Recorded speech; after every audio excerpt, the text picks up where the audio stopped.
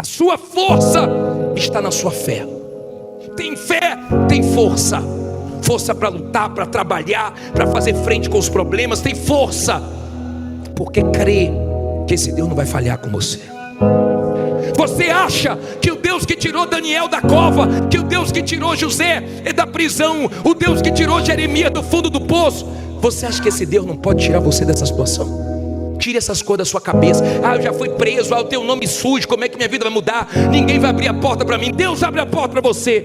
Quem está colocando essas coisas na sua cabeça é o diabo, é o mal, para você voltar para a vida errada.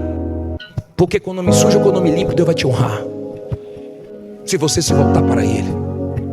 Deus é Deus. Deus não é pequeno, Deus não é do seu tamanho, nem um pouquinho maior do que você. Deus é grande, Deus é poderoso e já fez coisas extraordinárias no passado e continua fazendo no dia de hoje. Você não pode perder sua fé. Amém?